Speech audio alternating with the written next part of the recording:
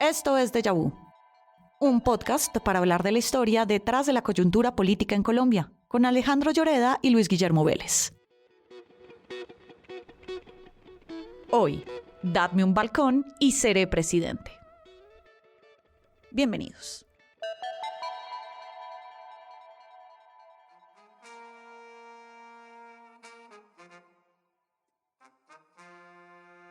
Los hombres que, como yo, viven solamente para el pueblo, necesitan de esa solidaridad.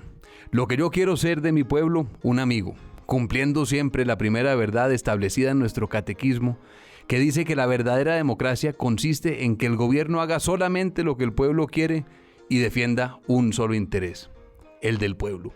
Eso, Alejandro, es Gustavo Petro en el balcón el 14 de febrero de este año. No, eso fue Juan Domingo Perón en otro balcón en la Plaza de Mayo el 15 de abril de 1953. Bienvenidos de vuelta a Déjà Vu. Mi nombre es Alejandro Lloreda. Y yo soy Luis Guillermo Vélez y hoy vamos a hablar de el populismo. Populismo en América Latina, la cuna del populismo. El gran aporte de América Latina a la ciencia política tal vez es el populismo. Y también cómo ese fenómeno se ha desarrollado en Colombia.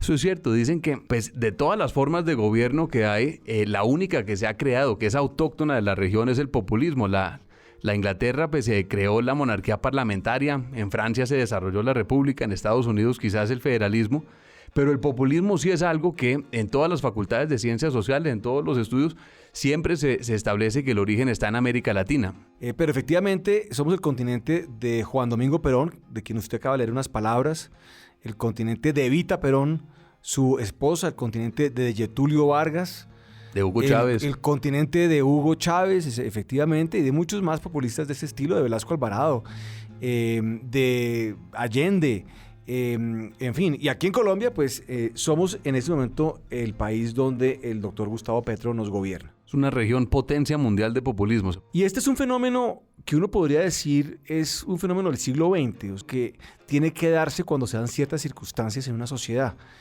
Uno pensaría que esto que empezó a darse en los años 20 tal vez se da como consecuencia del proceso de industrialización de la región, del proceso de urbanización de la región, de la creación también o desarrollo de una clase media importante asociada a los servicios, a los trabajos industriales.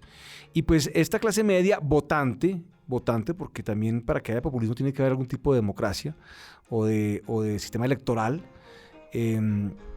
Esta gente votante pues gravitaba hacia estos nuevos demagogos, podría uno decir, aunque la palabra es mucho más antigua que el siglo XX latinoamericano, es una palabra griega que habían y surgieron durante esa época en el continente.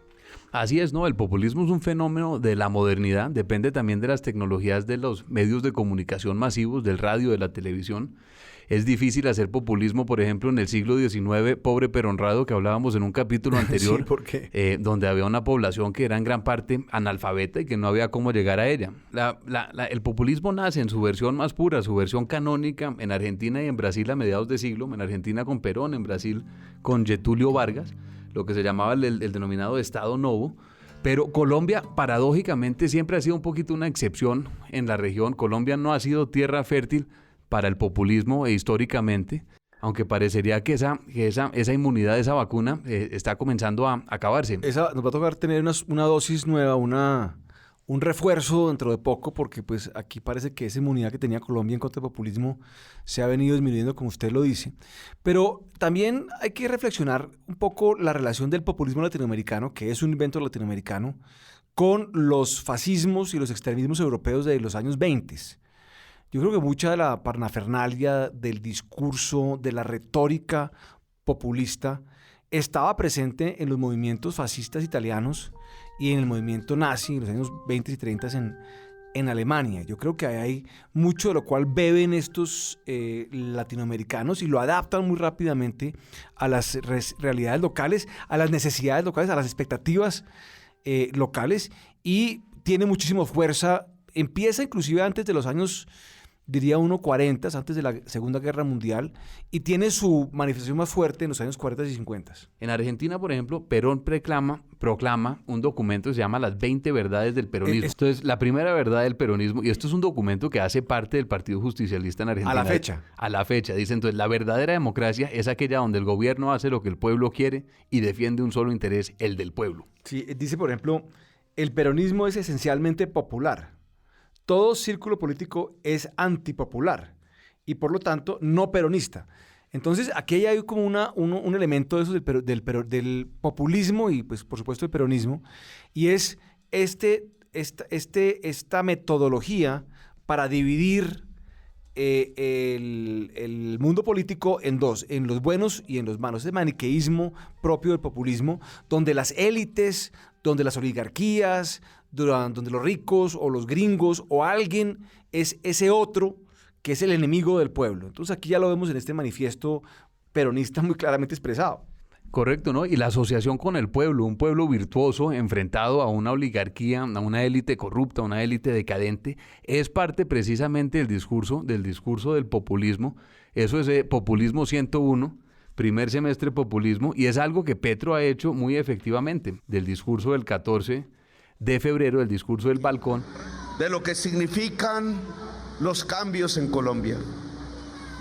El cambio no es posible sin el pueblo. Se eligió, no fue simplemente una persona, a Petro en la presidencia. Lo que se hizo en la elección fue volver al pueblo gobierno, fue volver al pueblo poder. Y eso tiene que expresarse en la realidad histórica, en los días cotidianos, en la manera como pretendemos que puedan ser los cambios en este país. Esa asociación y esa autoasociación, autodenominación del gobernante, que por cierto, cuando un gobernante comienza a hablar en tercera persona, las alarmas de populismo deberían comenzar a sonar. Es totalmente, porque es que cuando una persona, un político habla en tercera persona, pues tiene ya un desdoblamiento de su personalidad bastante psicótico.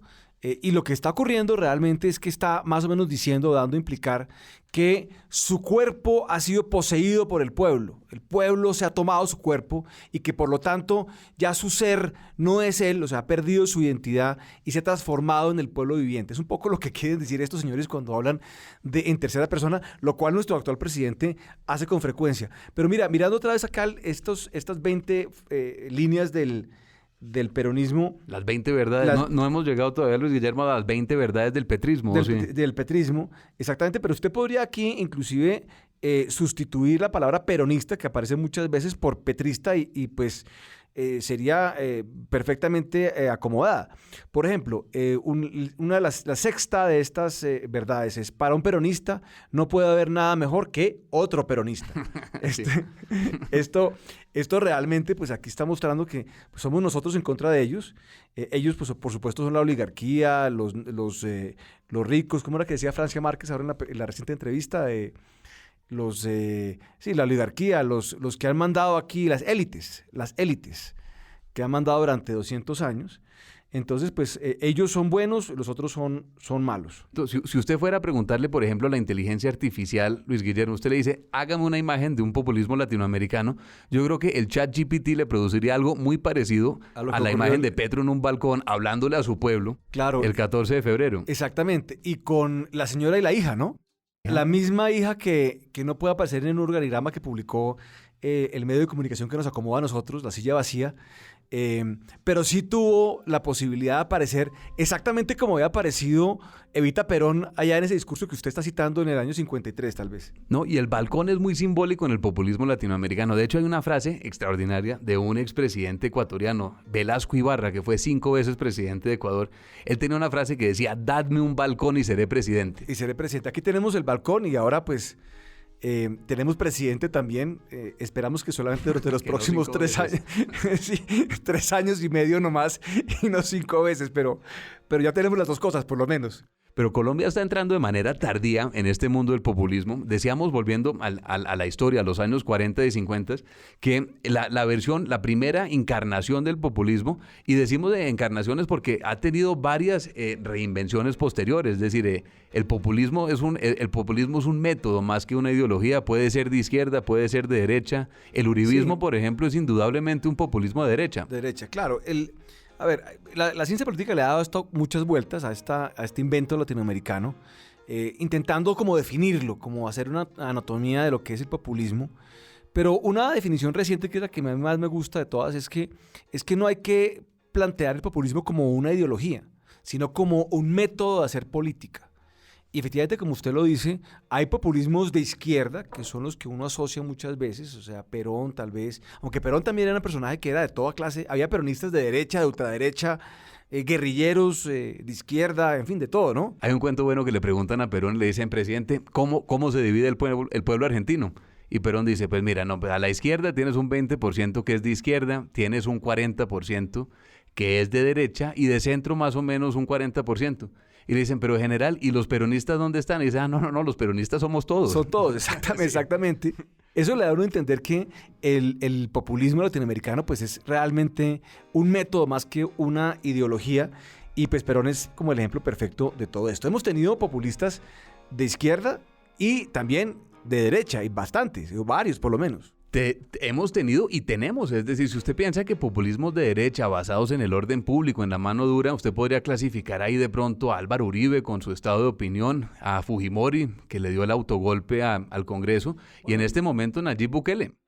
Entonces, el populismo es más una forma que un fondo, es una manera de hacer política, una forma de hacer política, y los académicos internacionales, profesores de ciencia política, historiadores, han formulado todo tipo de teorías de por qué el populismo se produce o por qué el populismo se ha dado de manera tan exitosa en América Latina. Entonces, hay teorías, por ejemplo, Luis Guillermo, materialistas, que lo explican diciendo que esto es un tema que tiene unas causas objetivas, que está, pobres y tal, que está basado en la pobreza, sí, en las desigualdades. Hay otros, por ejemplo, más institucionales, que dicen que la causa está en que las instituciones son débiles, entonces es más fácil para un caudillo establecer un vínculo directo con su pueblo y saltarse, por ejemplo, todas las instituciones que intermedian entre el caudillo y el pueblo, como son los partidos, el Congreso y las Cortes. O sea, la democracia liberal, pues básicamente. Básicamente la democracia Estado de liberal, derecho, sí. y se vuelve un tema más plebiscitario, donde un caudillo interpreta al pueblo, el pueblo apoya al caudillo, y de esa manera se avanza. Y hay otras explicaciones, que es una escuela que uno podría decir que es una escuela cultural o religiosa, que dice que esto puede estar basado en la herencia católica. Y en esta línea está, por ejemplo, Enrique Krause, el historiador mexicano. Enrique Krause ha trabajado mucho ese tema recientemente en unos ensayos y unos libros muy, muy interesantes. Tiene uno que se llama Redentores, donde básicamente busca la génesis de todo este movimiento populista en América Latina, y sí, digamos, como que se embebe un poco el tema católico cristiano, más que católico cristiano, redentor, ¿no? De esta figura que viene aquí al país o viene a la tierra y entonces saca a su pueblo perdido de la esclavitud, a una cosa casi que como religiosa, bíblica, uno podría decir, y lo saca de todo esto y lo guía hacia una tierra prometida. Y lo que dice Krause es que ahorita la dicotomía está entre redención o democracia, porque no pueden ser ambas. Claro. Es decir, los redentores no son buenos demócratas. Si usted es un profeta, si usted es Moisés, usted no es una persona que está sujeta a las instituciones. Sí. Hay un trino, lo voy a leer porque es un trino que es fascinante ahorita que estamos hablando del trasfondo religioso. Esto es un trino de Petro que dice: había un pueblo que decidió escapar de la esclavitud, de la desigualdad y a la violencia de 5 siglos y huyó del faraón hacia la libertad y quedó entre el mar, y el gran faraón que venía atrás cortando cabezas decidió partir las aguas. Eran las aguas de la historia. ¿Eso es un trino de Gustavo Petro? ¿De qué fecha exactamente? ¿Sabemos o no? Eso es un trino que, si no me equivoco, era de hace 4 años. No es de Gustavo Petro presidente, es Gustavo Petro candidato. Gustavo Petro, digamos, personaje bíblico en este momento, en este caso. Gustavo Petro, profeta del Antiguo Testamento. Y es que compararse con Moisés, Luis Guillermo, requiere confianza. Audacia. No, ni Perón se comparó con Moisés. Sí. Hay un documento muy interesante que sería bueno leer un pedazo de él antes de ir a la pausa, que es el testamento de otro gran populista latinoamericano, que es Getúlio Vargas, que se acaba pegando un tiro en el corazón, parecido a otro populista, que era Alan García. Esto Sí. parece también ser un patrón aquí de los populistas latinoamericanos, donde se ve muy claramente el tema religioso. Getúlio Vargas es quizás menos conocido en la América Latina hispanoparlante que Perón, por obvias razones, pero es el otro gran fundador del populismo en Brasil. Y antes de decir, la carta de suicidio, lo que llaman el testamento político de Getúlio Vargas, es uno de los documentos más importantes de la historia brasilera, y aquí abro comillas. Al odio respondo con el perdón, y a los que piensan que me han derrotado les respondo con mi victoria. Era esclavo del pueblo y hoy me libero para la vida eterna. Pero ese pueblo del que fui esclavo ya no será más esclavo de nadie. Mi sacrificio permanecerá en su alma y mi sangre será el precio de su rescate. Les di mi vida, ahora les ofrezco mi muerte. No recelo. Doy serenamente el primer paso hacia la eternidad y salgo de la vida para entrar en la historia. Tomaremos una pequeña pausa de este podcast y cuando volvamos vamos a hablar de el populismo ya concretamente en nuestro país. Los millennials tienen hoy entre 25 y 40 años. Son nativos digitales, hiperconectados, defensores de causas y con una conciencia ambiental que no existía antes. La Constitución del 91 sentó las bases para el país de los millennials. Un país que en 30 años se volvió laico, menos tolerante con la arbitrariedad y más orgulloso de su diversidad cultural. Un país que se parece poco a lo que era.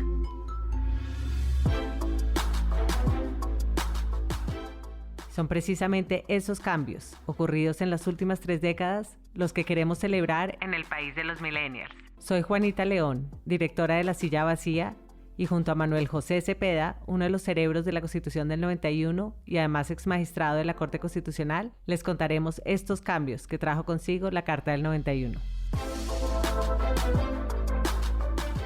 Los invito a que se suscriban a nuestro podcast en todas las plataformas, como Spotify, Apple Podcast, Google Podcast o en la que más les guste. Bienvenidos al país de los millennials.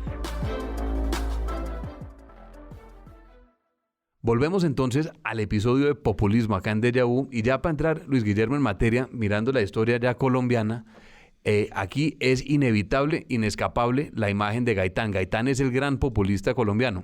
Uno no puede hablar de populismo en la América Latina sin hablar de Gaitán, porque es el primer populista colombiano, realmente.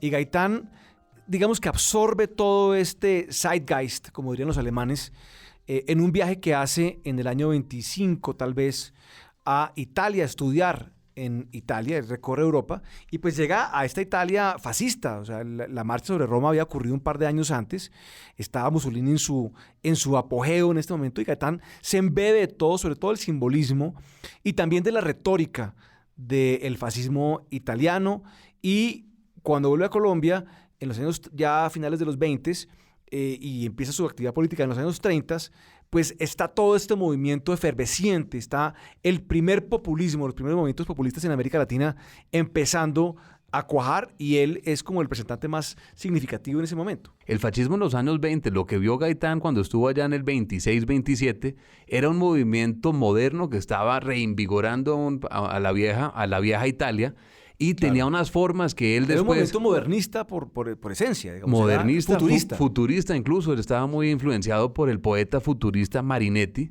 y era algo que, es decir, por ejemplo, los uniformes, los desfiles de noche, las antorchas, mucha de esa escenografía que uno asocia con Gaitán es calcada o está inspirada en el fascismo italiano de esa época.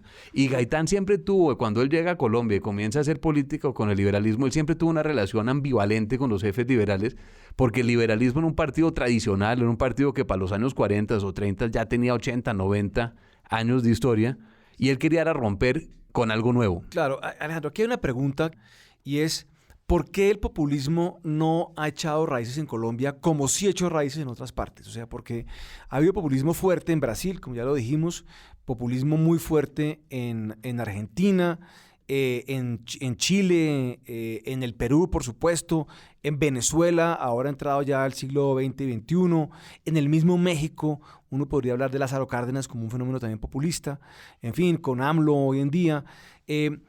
¿Por qué en Colombia esto no ha cuajado? ¿Cuál es su hipótesis en este sentido? Pues esa es la pregunta del millón, es una de las preguntas determinantes porque va al corazón de la cultura política colombiana y yo creo que está muy atado con el tema del civilismo temprano de Colombia desde el siglo XIX, el tema también del Estado de Derecho. Colombia ha tenido una democracia. El formalismo jurídico, creo que es ese santanderismo que tanto nos choca muchas veces, es finalmente una talanquera al populismo y ese santanderismo ha permeado, creo yo, también a manera de hipótesis, uno podría decir, ha permeado mucho la cultura, no solamente la cultura política colombiana, sino la cultura colombiana.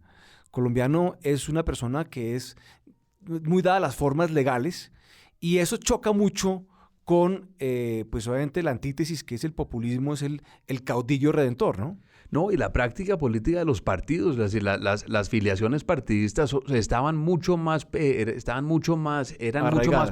estaban mucho más arraigadas, permeaban la sociedad más de lo que considera, por ejemplo, pues la izquierda marxista, que considera que las filiaciones partidistas eran cuestión de las élites de los partidos. Sí, sí. Era parte de la identidad de todo el país, era una de las pocas instituciones que unificaba a un país bastante quebrado geográficamente, bastante diverso, era la práctica de la política democrática, la política electoral. Claro, y yo creo que esto es antitético al populismo. O sea, el populista lo que busca es trascender y romper eso, y eso ha sido en Colombia muy complicado de hacer. Y volviendo al tema de Gaitán vuelve de Italia, comienza a participar en política, funda su propio partido que se llama La UNIR, pero rápidamente se da cuenta que en Colombia no es fácil hacer política por fuera de los partidos y vuelve al Partido Liberal, vuelve después otra vez ya en el año 46, en la elección del 46, a abrirse, se vuelve un poquito un disidente liberal. Además, él es,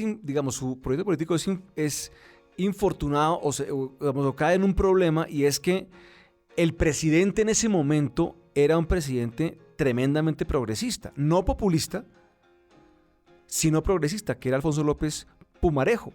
Entonces eso le tumba a Gaitán el andamiaje de ese proyecto que quería construir, antiélites. Y la bandera, por ejemplo, de la reforma agraria, la inclusión del Partido Comunista, de las reformas laborales, todas estas son banderas del gobierno de López Pumarejo, con quien iniciamos el primer podcast de Déjà Vu, y eso hace más difícil que esas se vuelvan banderas exclusivas de Gaitán. Ya estaban muy asociadas con el liberalismo. Pues Gaitán acaba siendo una figura importante, pero en cierta medida marginal durante estos años 30, diría uno, y también una parte de los 40. Él se va acercando al Partido Liberal y en cierta medida reconoce su derrota de su proyecto político autónomo populista puro y duro, antiélite completamente, aunque sigue siendo antiélite, pero dentro de el esquema del Partido Liberal y con una relación muy ambigua y muy compleja con las élites del partido, porque él acaba volviéndose élite del partido eventualmente. Y él tenía unas formas, volviendo al tema de que el populismo es una manera de hacer política. Hay mucho de la manera de los discursos, de la retórica, la oratoria de Gaitán, a, por ejemplo, la oratoria fría de un señor como Eduardo Santos, que era un señor distante con su sobre todo y sus anteojos, no era la efervescencia de la asociación con el pueblo, y eso sí es algo que tenía Gaitán. Y pues las frases famosas de Gaitán, las frases de yo no soy un hombre, soy un pueblo. Podría haber lanzado un Twitter como el de Petro. De hecho, Gaitán también tenía unas frases asociadas a Mussolini. Por ejemplo, la frase famosa de Gaitán donde él dice: si avanzo, seguidme; si me detengo, empujadme; si os traiciono, matadme; y si muero, vengadme, dice. Eso es del Duce. Eso es del Duce. Y de hecho, y Petro tiene una frase en el balcón, en el discurso del 14 de febrero, que es muy parecida. Petro dice: quiero una sociedad colombiana empoderada, independiente del gobierno. Si fallamos, pasen por encima de nosotros. Pero, Alejandro, hablando un poco también aquí del populismo en Colombia, aparece en los años 40 y 50 un personaje supremamente interesante, un personaje tal vez un poco olvidado, aunque ha tenido la fortuna de tener fundación propia con recursos del distrito, que digamos eso es interesante, y un excelente biógrafo que hizo una biografía hace unos años muy completa. Este personaje es Gilberto Alzate Avendaño, que si uno lo pusiera, digamos, en una foto con Mussolini, parecería que fueran gemelos. Podría ser el doble de Mussolini. El doble, exactamente. bajito, cuajado, cara cuadrada. Calvo, con una quijada prominente. Con quijada prominente, totalmente calvo, y con todas las formas y el caminado y todo de Mussolini. Hablamos un poquito de él. Pues Alzate Avendaño viene a ser un poquito la otra cara de la moneda, viene a ser el Gaitán, puede ser de la derecha, también tiene una relación difícil con su partido, con los jefes de su partido. O sea, Alzate sería el Gaitán de la derecha. Alzate podría ser el Gaitán de la derecha, el Gaitán conservador, también pelea con los jefes de su partido, tiene una manera de hacer política muy distinta, lo que llamaban los leopardos. Claro. Y Alzate, pues al final del día también se ve... Era como una Cabal, como una María Fernanda Cabal de su momento. Sí. Una Paloma Valencia. Una Paloma Valencia de su... Sin duda alguna. Y Alzate también es importante en la historia del populismo en Colombia porque muestra la otra cara de la moneda. Pero después de Alzate y Gaitán, toca pues pensar ya, saltar quizás a Rojas Pinilla para encontrar la siguiente reencarnación del populismo colombiano. Rojas Pinilla, digamos, tiene un molde mucho más canónico del populismo. Pues comenzando por el uniforme, era un general al igual que Perón. Claro, y el golpe se da en el momento tal vez de mayor auge de Perón, se da en los 50, mediados de los 50, que es el momento absolutamente cúspide de Perón. Y entonces Rojas llega al poder en ese momento, es lo que llaman en ese momento también un golpe de opinión, es un golpe un poco forzado por los partidos tradicionales o por parte de los partidos tradicionales en contra del gobierno de su momento, con la idea de traer a un militar que pusiera un poco de orden en toda esta cosa, pero que fuera ese militar un instrumento de los líderes de los partidos políticos. Y poco tiempo después, Rojas ya se consolida en el poder e intenta montar una base de apoyo propia, sólida. Y entonces se inspira, por supuesto, en lo que acababa de ver o que estaba ocurriendo en Argentina con Perón, y también se inspira un poco en el falangismo español, en la forma como Franco decide organizar la sociedad, y es una inspiración para Rojas, y da un vuelco, siendo él originalmente conservador, del Partido Conservador, da un vuelco y empieza a usar retóricas y símbolos populistas. Esto es cuando la hija, la capitana, que viene a ser más o menos nuestra Evita, comienza a repartir mercados desde el edificio Sendas, que está en la calle Séptima con Sexta. Ahí comenzaban a organizar más o menos un esquema de subsidios, una política social distributiva para armar una base propia. Bueno, y tuvieron cierto éxito porque la base política de la NAPO sobrevivió hasta el 70. Hasta el 70 o hasta Samuel Moreno. Claro. Luis Guillermo, y no ha sido suficientemente discutido que la inspiración del M-19, movimiento del cual hace parte o hizo parte Petro, pues la inspiración del M-19 era precisamente Rojas Pinilla. Sí, el M-19 en algún momento se presentó a sí mismo como el brazo armado de la NAPO.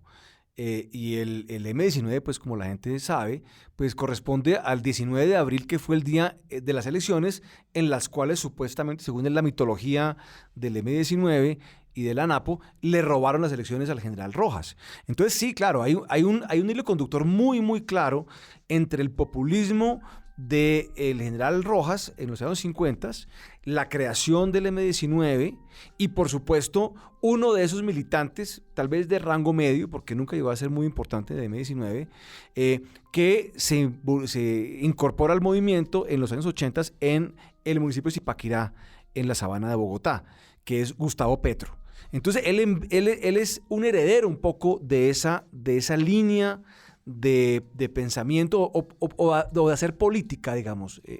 Pero el populismo en América Latina muta como el COVID. Y hay populismos ya más modernos, populismos ya turbocargados por redes sociales, que son los populismos de fin de siglo. Y eso tiene un nombre que es el coronel Hugo Chávez Frías. Que aparece en un momento en el cual habíamos creído equivocadamente que se había acabado la historia.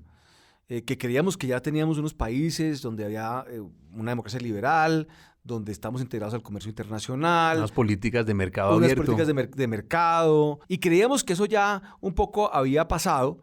Y Hugo Rafael Chávez Frías aparece... Llegó a tirarse la fiesta, aparece en el año 98. Aparece en un país donde los militares y los golpes militares, como lo dijimos en alguna oportunidad, forman parte de la esencia del ADN político de ese país. O sea, en Venezuela siempre que ha habido un problema, pues las soluciones traigan aquí un militar, un general, un coronel, para que nos saque aquí del problema. Y Hugo Chávez aparece en ese momento y tiene la buena suerte, bueno, tiene muchas condiciones muy particulares, y viene un boom petrolero que le permite a él consolidarse de una manera muy, muy sólida. Chávez llega entonces con dos cosas que ni Perón ni Vargas nunca tuvieron, que era plata a borbotones, la bonanza petrolera venezolana, pero también una capacidad de comunicación, porque toca reconocerlo, Chávez era un mago de las comunicaciones, y ya para final de siglo y comienzos del siglo XXI, pues ya la televisión está totalmente difundida, después comienzan a llegar las redes sociales. Petro, por ejemplo, ha hecho un uso de redes sociales. Que además las redes sociales son como el puntillazo en el ataúd de los medios de comunicación tradicionales. Hablábamos de que el populismo se basa en la desintermediación. O sea, es la desintermediación de los partidos políticos, la desintermediación de los mercados, en fin, y aquí las redes sociales lo que acaban haciendo es desintermediar los medios de comunicación.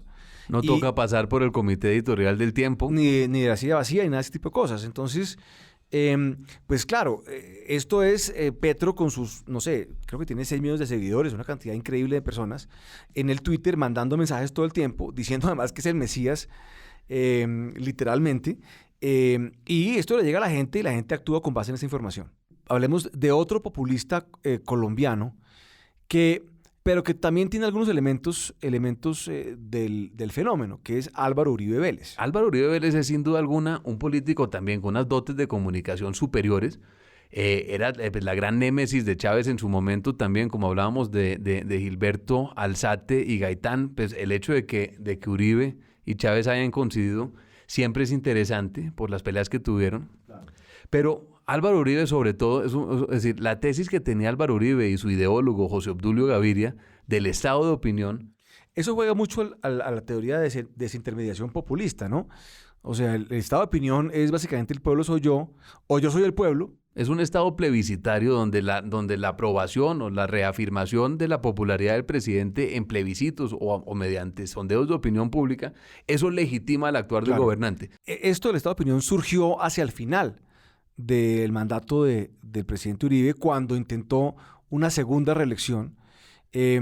Y yo creo que él, en el fondo, no se sentía muy cómodo con el concepto. Y claro, fue una persona increíblemente popular. O sea, soñaría Gustavo Petro tener la popularidad de Álvaro Uribe. O sea, el señor Petro tiene en este momento 39-40% de popularidad, cuando Álvaro Uribe ya para esta época tenía el 70% de popularidad, y eso llegó hasta el 80 y pico % de popularidad en algún momento durante 8 años de mandato, que es una barbaridad.